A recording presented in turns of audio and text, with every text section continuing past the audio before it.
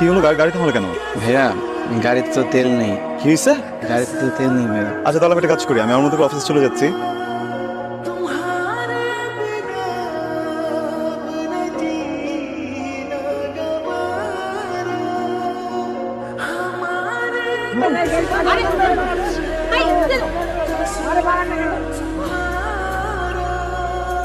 এভাবে হয় না, সবকিছুতে অসমতা। কোনো কোনো মানুষের দুটো তিনটা করে গাড়ি, আর কেউ বাসে একটা সিট পর্যন্ত পাচ্ছে না। চর্য। একদম ঠিক, একদম ঠিক কথা। এভাবে তো চলে না, প্রতিবাদ করা উচিত, চুপ থাকলে হবে না। আপনি ব্যাপারটা বুঝতে পেরেছেন।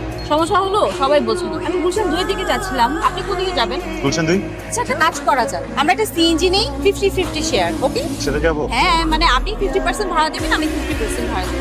ভেরি গুড, চল। কি করছেন আপনি? এভাবে সিএনজি রাখবেন? আই সিএনজি গুলশান 2 যাবেন? কত? কি এই যে স্যার আসেন। চলেন মামা, তাড়াতাড়ি চলেন, দেরি হয়ে গেল। আপনি কিছু করেন নাকি আমার মতো চাকরি খুঁজছেন? চাকরি করছি। তাই নাকি? আবার এটা বলবেন না যে আমি যেখানে ইন্টারভিউ দিতে যাচ্ছি আপনি সেখানে ইন্টারভিউ দিতে যাচ্ছেন। কোথায় দিতে যাচ্ছেন? ইনসাইডে। ইনসাইড? ইয়েস। আমি ইনসাইডেই যাচ্ছি। কোইন্সিডেন্স? ইন্টার আপনি ইন্টার্ন? মানে হ্যাঁ, আমি ইন্টার্নশিপের জন্য যাচ্ছিলাম। তাহলে হ্যাঁ, আপনি